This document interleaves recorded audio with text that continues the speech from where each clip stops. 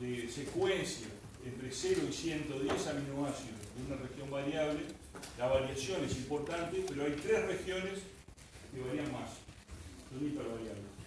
Esto lo veo acá, esto mismo lo veo acá en la estructura tridimensional. Las 3 regiones hipervariables están de un lado de la molécula y estas 3 están en esta pequeña región que se da peritas en rojo, que es el paratopo, ¿sí? Es decir, es el sitio de unión con el antígeno, el sitio de unión con el electrón. Y acá se ve la estructura tridimensional de este paratopo. Entonces es una pregunta, un paratopo, ¿cuántas regiones hipervariables tiene?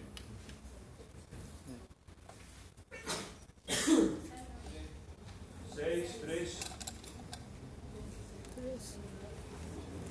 3 de un lado y 3 del otro. ¿Qué es un lado y qué es el otro? De cada cadena, ¿qué es cada cadena? Liviana y pesada. ¿Entiendes? Un paratopo está formado por una cadena pesada y una liviana. La cadena pesada tiene 3, la parte variable de la cadena pesada tiene 3 regiones hipervariables y la región variable de la cadena liviana tiene 3. En realidad el paratopo está formado por 6 regiones hipervariables. Y un monómero de inmunoglobulina, ¿cuántas regiones hipervariables tiene? 12. Porque en realidad tiene 2, ¿no? Paratopos. ¿Se entiende? Tiene 2. Tiene 6 de un lado y 6 del otro. Esto se ve acá, por ejemplo, en azul, acá se ve L1, L2, L3, son las regiones hipervariables de la cadena liviana. H1, H2 y H3 son las hipervariables de la cadena pesada. Eso forma como ese sitio de interacción con el antígeno. Y estas son los grupos laterales, digamos, de los aminoácidos que son los que van a interactuar con el paratopo. Esto se ve por acá. Esto es la mitad es esto, ¿no? Esto que está acá, esto es el monómero. Acá tengo una región BH de la pesada, BL de la liviana, y los 3 hipervariables, que son 6 y esto reconoce de un lado un antígeno y del otro el antígeno. Usualmente este tipo de estructura tiene una forma de Y con 2 sitios de unión y la región FC. Acá, que no se ve bien, pero créanme que hay una secuencia que es el hinge, que es muy flexible, ¿sí? Y permite acomodar esto en el espacio en forma variable. Y eso es útil cuando el anticuerpo tiene que acomodar, tiene que reconocer epítopes que están separados a distancias variables en el espacio. Por ejemplo, estos 2 antígenos están separados a una diferente distancia, el hinge se puede tirar y los 2 pedazos tienen libertad para reconocer. Si los sitios están juntos, el hinge en realidad es flexible, permite esa interacción. Cuando se produce la interacción antígeno-anticuerpo, las fuerzas que determinan esa interacción y esa energía de unión siempre son fuerzas débiles, son enlaces no covalentes. Nunca la interacción está determinada por enlaces covalentes, ¿sí? Quiere decir que siempre una interacción antígeno-anticuerpo es reversible, ¿sí? Existen diferentes tipos de fuerzas, por ejemplo, enlaces de hidrógeno, interacciones de tipo iónico, donde una región lateral está cargada positiva, otra está negativa, entonces hay una fuerza electrostática que juega en ese sitio. Pueden haber interacciones hidrofóbicas y fuerzas de banda, donde principalmente existe un desplazamiento del agua, ¿sí? O de dipolos transitorios que generan interacciones. Cada una de ellas es débil, ¿sí? Cuando yo tengo muchas interacciones débiles en determinados sitios, puedo aumentar la fuerza de interacción. Pero el segundo elemento importante que favorece la interacción es la geometría de la interacción. Es decir, si yo tengo, por ejemplo, un enlace iónico, tengo una carga positiva de un lado y una negativa del otro, y las tengo muy separadas, esa fuerza es prácticamente inexistente. ¿Sí? Una interacción de carga con una separación importante no es fuerte. En cambio, si esa carga positiva está a una distancia óptima de una carga negativa, se puede generar un enlace fuerte, ¿sí? Pero eso no depende de la carga, eso depende de la estructura que hay atrás. Depende de la estructura del antígeno y de la estructura del anticuerpo. Por eso, una interacción correcta requiere que haya una complementariedad estructural. del tipo de lo que los enzimólogos llaman del tipo llave-cerradura, ¿no? Si yo pongo una llave dentro de una cerradura, la geometría de esa interacción dice que cada punto de la llave en realidad está muy cerca de puntos de la cerradura, ¿sí? Si yo tuviera la llave lejos de la cerradura, en realidad ahí no hay ninguna interacción. Esto se ejemplifica con este complejo cristalográfico, con esta estructura dimensional, que tiene el antígeno del lado y el anticuerpo del otro, y se ve destacado, más claro, más destacado, la superficie de interacción. Y esto nosotros podemos ver, esto es cada uno por separado, ¿sí? Como era, esto es el anticuerpo de este lado y el antígeno de este lado. La estructura separada del anticuerpo y del antígeno. Se ve que existe una complementariedad, donde acá hay un surco, acá hay una prolongación, ¿sí? Entonces podemos jugar, imaginarnos cómo se produce ese tipo de interacción, ¿sí? Cuando hay complementariedad estructural, la fuerza de interacción es alta, ¿sí? Porque cada una de los pequeños enlaces débiles adquiere una energía óptima de interacción.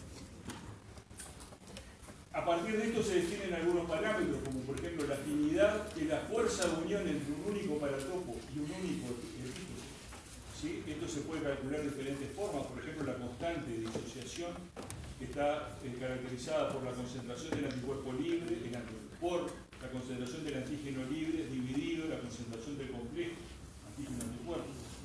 Entonces una constante de alta afinidad, ¿cómo va a ser desde el punto de vista cuantitativo? ¿Va a ser alta o pequeña? Pequeña, ¿sí? Porque el componente principal va a ser el complejo está en el denominador, ¿sí? Y vamos a tener poco anticuerpo libre y poco antígeno libre. Quiere decir que ese cociente nos va a dar un número muy bajo. Hoy decíamos que, por ejemplo, la constante de afinidad de un anticuerpo podría ser 10 a la menos 11 molar. Quiere decir que 0,11 ceros, ¿sí? Y eso es una alta afinidad, ¿sí? La constante de afinidad también se puede representar en inversa, capaz que a veces lo pueden encontrar en algunos libros. En vez de la KD, la KA.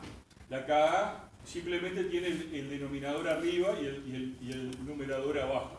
Entonces, la KA, cuanto más grande es, mayor es la afinidad. ¿Cómo se representa? No importa, dice lo mismo. Y el valor lo que me está diciendo es la energía, ¿sí? Es la termodinámica de esa interacción. Como decíamos hoy, la cinética también es importante, ¿sí? Y la cinética se mide desde el punto de vista experimental de otra forma, no a partir de la termodinámica. El otro elemento importante es el concepto de avidez. Afinidad refiere a un paratopo y a un único epítope. Por ejemplo, desde el punto de vista formal, para medir una afinidad entre un paratopo y un epítope, yo tendría que tener como mínimo un FAB, que es monovalente, ¿sí? Y un epítope monovalente, un antígeno monovalente. A partir de ahí yo podría medir la afinidad formal de una reacción antígeno-anticuerpo. La avidez tiene que ver como la fuerza de unión entre un anticuerpo completo y un antígeno completo. Un anticuerpo completo es bivalente, es más chico. Por ejemplo, un IgG es bivalente, pero puede llegar a ser, puede tener hasta 10 valencias. Por ejemplo, una IgM que tiene 5 monómeros, que es pentamérica, cada monómero tiene 2 sitios de unión, quiere decir que puede tener 10 valencias diferentes, ¿sí?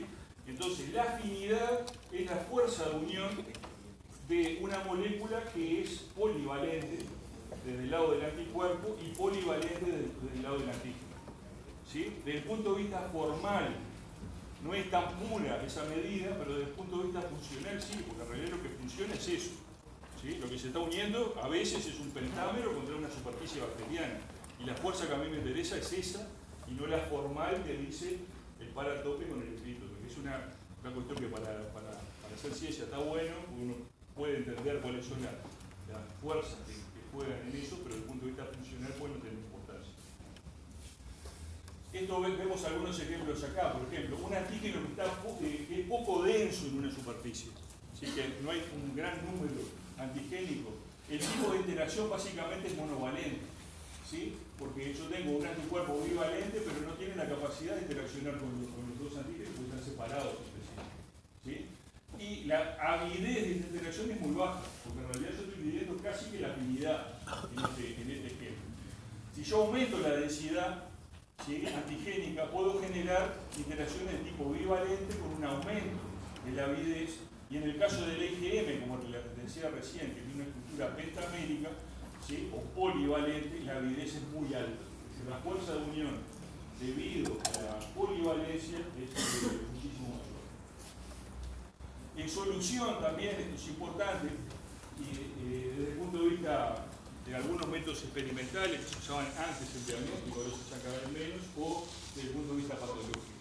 Por ejemplo, si yo tengo una baja concentración de antígenos y una alta concentración de anticuerpos, en realidad se forman complejos antígeno-anticuerpo de tamaños relativamente pequeños, ¿sí?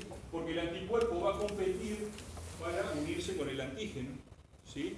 Y cada complejo va a tender a ser relativamente pequeño. Pasa lo mismo del otro lado, cuando yo tengo una zona en donde el antígeno está en exceso, ¿sí? Y yo voy a saturar todos los sitios de unión del anticuerpo y también se van a generar complejos pequeños.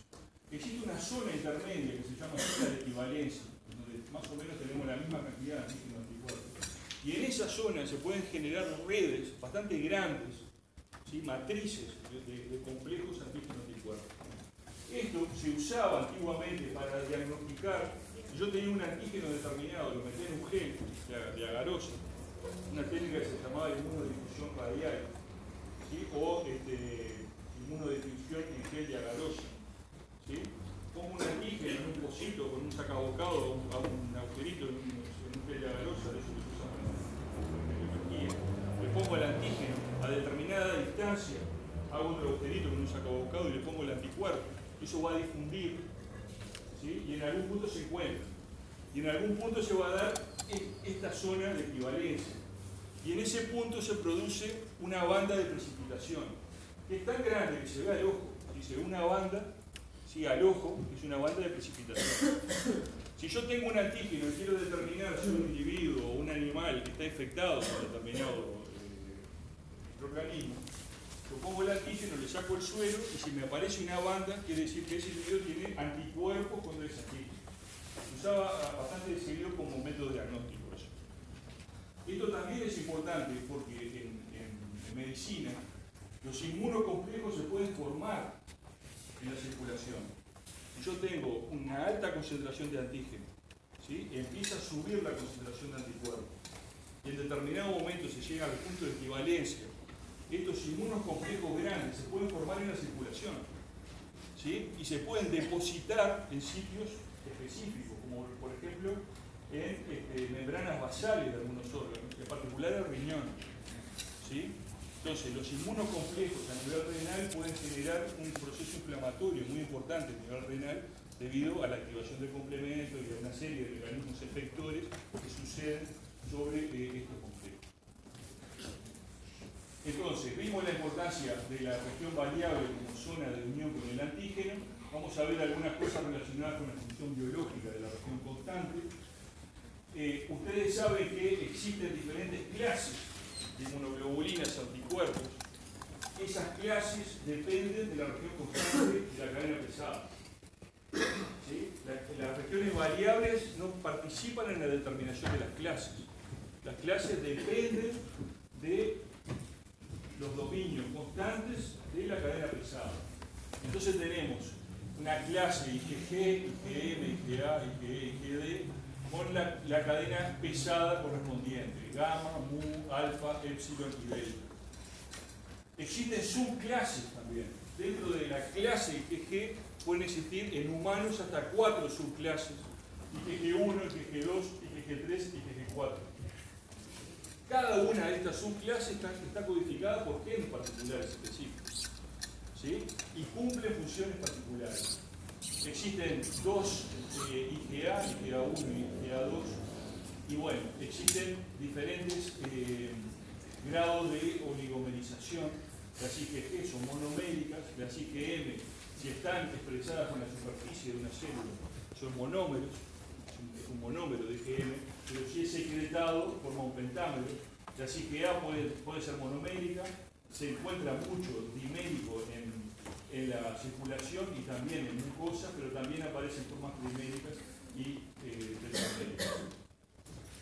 Acá vemos algunos ejemplos de estructura de diferentes clases.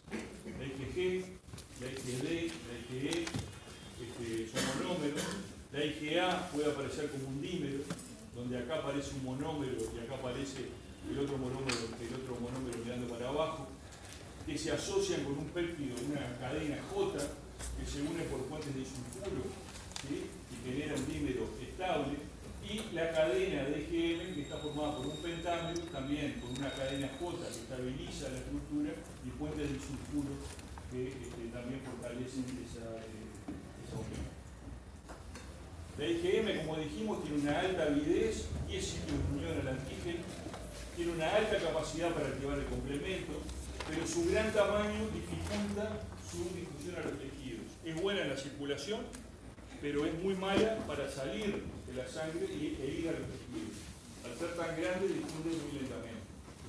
En cambio, las moléculas más pequeñas, como las IgG, ¿sí? Tienen la capacidad de salir rápidamente a los tejidos y poder actuar en ese nivel.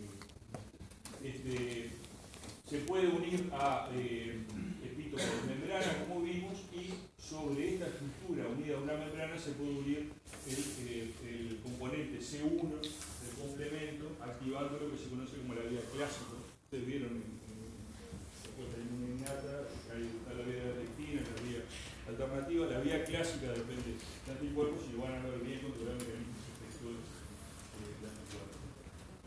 Estas son las subclases de IgG, IgG1, IgG2, IgG3, IgG4, que tienen estructuras diferentes. ¿Sí? Todas están circulando, las 4 subclases están circulando. La IgA es una proteína, es una inmunoglobulina muy importante en la respuesta a nivel mucoso. ¿Sí? Está expresada y secretada por las células plasmáticas a nivel de la mucosa. Se secreta como forma de un dímero, como dijimos recién, de IgA. Este dímero es reconocido por un receptor que está presente en las células epiteliales, por ejemplo, del intestino. Este receptor se conoce como receptor de inmunoglobulina polimérica. Activa un proceso de endocitosis que finalmente se transforma en transcitosis, porque atraviesa todas las células ese proceso de endocitosis. Y cuando llega a la luz intestinal, hay una enzima que cliva proteolíticamente este receptor y libera la proteína hacia la luz. Pero hay una parte del receptor, que es esta parte que está acá en negro, que se va con la proteína, que es lo que vemos acá. Acá está el dímero que está en solución, al que se le agrega este sector en negro, pero que se conoce como componente secretorio, que en realidad es una parte del receptor, y ese componente secretorio le da una gran estabilidad a esta proteína en la luz intestinal. Está lleno de proteasas, tanto bacterianas como secretadas por los propios jugos gástricos, intestinales, y esta enzima se mantiene en ese nivel porque justamente está diseñada para actuar en la luz intestinal para proteger el ingreso de los gérmenes que están acá hacia el medio interno. Otra clase de inmunoglobulina muy importante es la IgE, que está en muy baja concentración a nivel plasmático y que tiene una altísima afinidad de unión con receptores que se conocen como receptores Fc epsilon, es decir, que tienen la capacidad de reconocer el Fc con una cadena epsilon, es decir, de epsilon de IgE. Estos receptores se expresan de forma preferencial en células, en mastocitos y en eosinófilos. ¿Sí? Es tan alta la afinidad que usualmente un mastocito está decorado con IgE libre, ¿sí? Que no está unida al antígeno. ¿Sí? Es tan alta la interacción entre el Fc y el receptor que la proteína se fija sobre esa superficie. Si uno mirara un mastocito de afuera y se acercara a la membrana, lo vería como si fuera un linfocito casi, porque tiene anticuerpos en la superficie. ¿Sí? Pero en realidad el anticuerpo no está anclado en la membrana, sino que está unido a un receptor Fc. Cuando aparece un antígeno, lo que le pasa al mastocito es que se activa y libera el contenido de sus gránulos. Ustedes saben que son ricos en histaminas y en otras sustancias que generan una reacción inflamatoria. Esto Este tipo de reacción es lo que pasa en las reacciones alérgicas, pero claramente el sistema inmune no se desarrolló para generar alergia, ¿no? La alergia es un problema asociado. Este tipo de respuesta que usa la IgE como mecanismo efector está diseñado para luchar contra parásitos de tipo helminto, es decir, que son estructuras grandes, son gusanos. Un gusano obviamente no puede ser ni pisado por el complemento ni ser fagocitado por un macrófago, ¿no? Porque un macrófago es una célula chiquita y un gusano es terrible pedazo de bicho, ¿no? Entonces, para eliminar un parásito de ese tipo, lo que hace el sistema inmune es decora la superficie del parásito con anticuerpos de tipo IgE. Después vamos a ver cómo se estimula ese tipo de respuesta. Y los mastocitos reconocen eso y liberan todo lo que tienen. Y eso es, digamos, ahí le tiran todo lo que tienen, digamos, ¿no? Entonces, tener una gran respuesta inflamatoria que a veces lo liquida al parásito y a veces no. Pero es la mejor forma que tiene el sistema para poder eliminar este tipo de parásitos. Como subproducto, este tipo de respuesta muchas veces genera alergia, ¿sí? Genera asma, genera una serie de patologías asociadas a este tipo de respuesta. En esta tabla se muestra un poco, en forma muy resumida, las diferentes funciones de cada una de las clases. Una función de los anticuerpos, con esa estructura bifuncional, de un lado reconoce el antígeno, del otro lado genera mecanismos efectores, es la neutralización. ¿Qué entendemos por neutralización? Puedo poner dos ejemplos. Por ejemplo, una toxina, una pequeña molécula que puede generar una reacción tóxica en un tejido. Esa molécula va a interaccionar con un receptor y va a inhibir o activar una vía metabólica que va a desbalancear la fisiología normal de ese tejido y va a generar una toxicidad. Entonces, para que la toxina funcione, tiene que interaccionar con un receptor X. Entonces, ¿qué entendemos por neutralización? ¿Qué sería la neutralización de una toxina? Impedir que el receptor lo reconozca. Ahí va, eso mismo. Impedir que se produzca la interacción con el receptor. Entonces, alcanza con bloquear el sitio de interacción y la toxina no funciona, deja de funcionar. ¿Sí? Se elimina la toxina después por otra vía, pero la neutralización inhibe eso. Existe una cantidad de vacunas que están diseñadas contra toxinas bacterianas, la toxina diftérica, la toxina botulínica, etc. Y la función es esa. ¿Qué región del anticuerpo participa en la neutralización? ¿Qué región del anticuerpo? ¿El FC? ¿El FAO?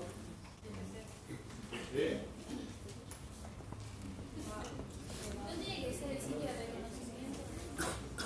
Es el sitio de reconocimiento de la toxina, es como si fuera el antígeno.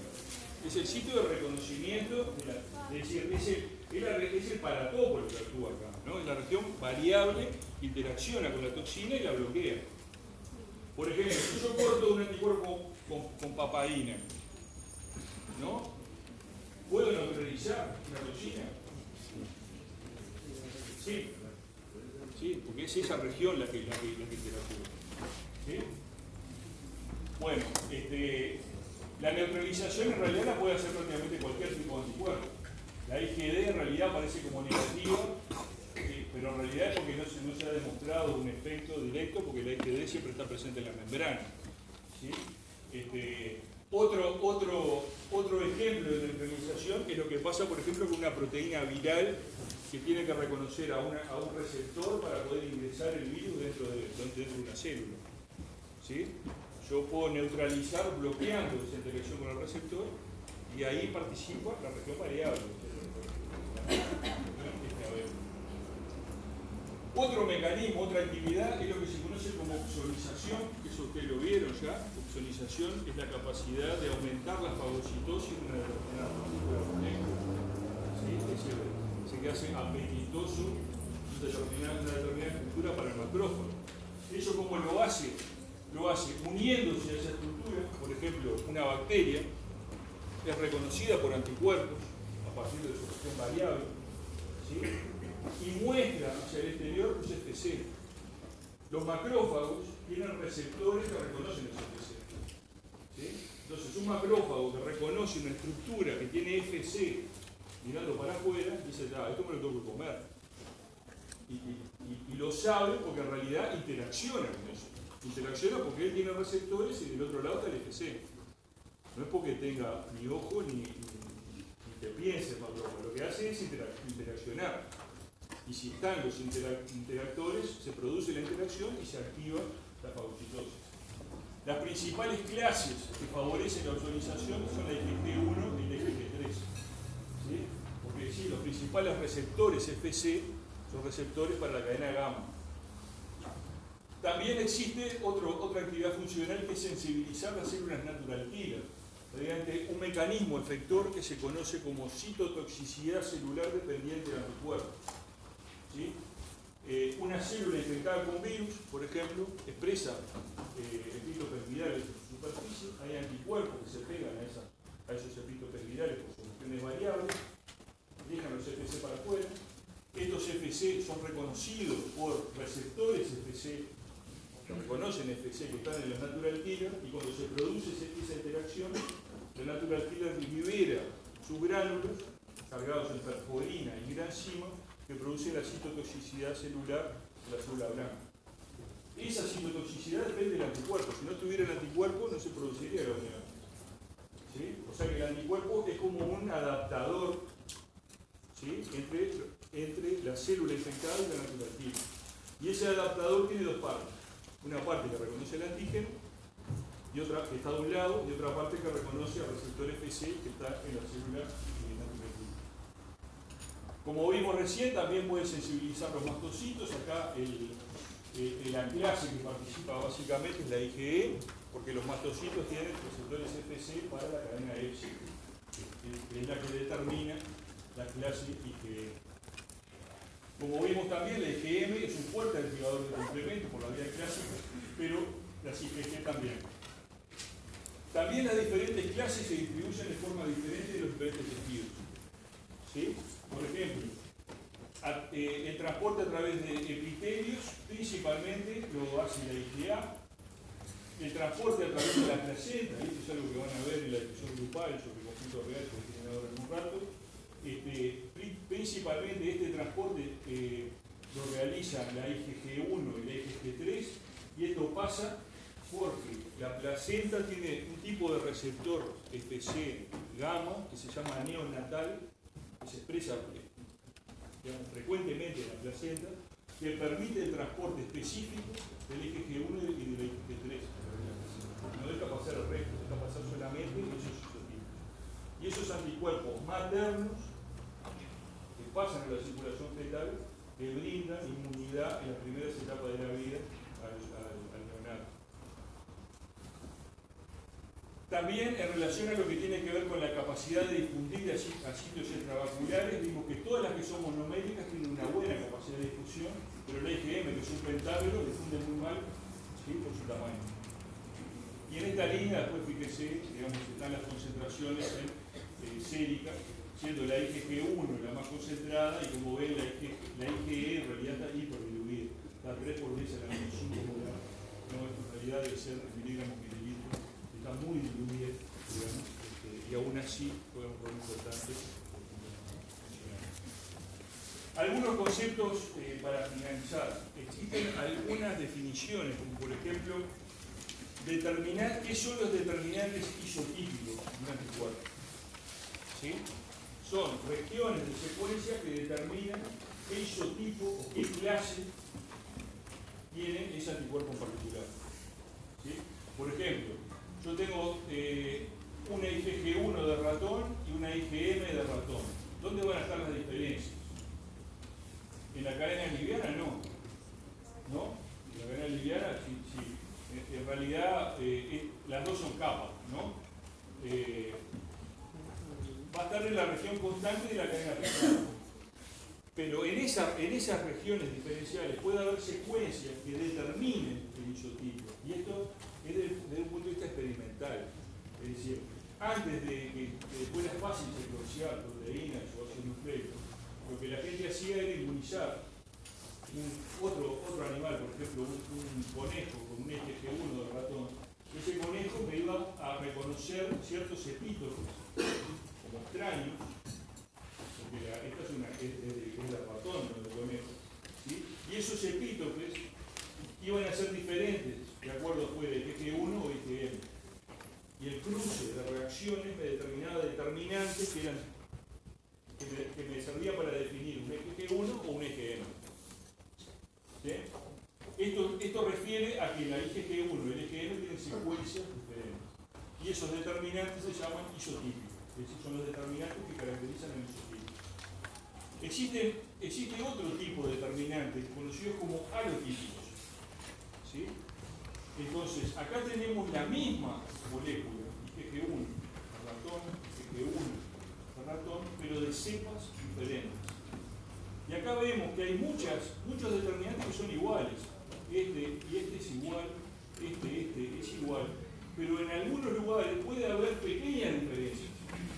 ¿Sí? Porque ustedes saben, entre individuos de la misma especie puede haber pequeñas diferencias, puede haber polimorfismos a nivel génico, que justamente da la diversidad genética de una población. Estas pequeñas diferencias que se dan entre moléculas digamos, iguales se conocen como determinantes alotípicos.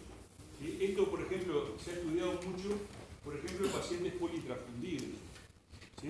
Que se dan otras funciones de sangre en donde uno no sabe exactamente cuál es el alotipo específico de cada donante. Entonces un individuo puede reconocer un alotipo raro como extraño y generar un anticuerpo contra ese alotipo. Entonces justamente se analizan los determinantes antigénicos que determinan el alotipo. Y la tercera definición es lo que se conoce como determinantes idiotípicos. ¿Sí?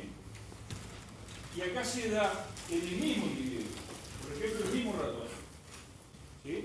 Yo agarro una IgG1 de un ratón que se obtuvo a partir de la inmunización de un antígeno A y otro anticuerpo del mismo ratón, del mismo individuo, que fue obtenido por la inmunización de un antígeno B. Toda la parte esta es igual, ¿no? Toda la parte constante es igual, pero como este anticuerpo reconoce el antígeno A y este reconoce el antígeno B, el paratopo de este antígeno va a ser diferente al de este antígeno, al de ese anticuerpo. ¿Entendés? Las regiones variables van a ser diferentes, porque van a reconocer antígenos diferentes. Estas regiones variables, en sí mismo, para otra especie, pueden convertirse en epítope, en antígeno. ¿Entendés? Y esos determinantes antigénicos de las regiones variables se conocen como idiotopos. Y el conjunto de idiotopos se conoce como idiotipo. La definición de idiotipo, ahora se habla cada vez menos, pero hace 20 años se manejaba como un mecanismo regulador. Cuando un individuo genera una respuesta inmune, genera una variedad importante de regiones variables, algunas de esas regiones variables pueden ser reconocidas por el propio individuo como extrañas y generar una respuesta anti-idiotipo.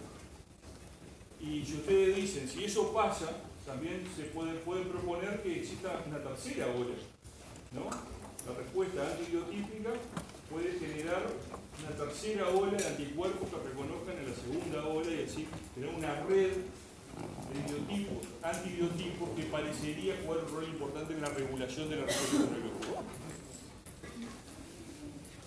Ustedes saben que hasta ahora vimos la estructura de la inmunoglobulina secretada, pero una inmunoglobulina es un receptor celular, es un receptor de membrana. Esto es una IgM monomérica unida a la membrana, tiene una región transmembrana y prácticamente las inmunoglobulinas no tienen una región citosólica, tienen 3 o 4 aminoácidos. Esto no alcanza para generar un mecanismo de traducción de señal hacia el exterior.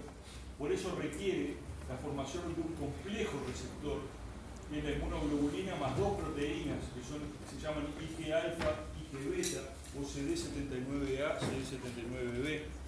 Y estas moléculas sí tienen en su región citosólica la capacidad de generar un mecanismo de traducción de señal que vamos a ver mañana cómo es que se activa. Esto lo vamos a ver mañana. Y finalmente esto resume los mecanismos efectores de la respuesta de anticuerpos y todo lo que vimos. Entonces, bueno, muchas gracias.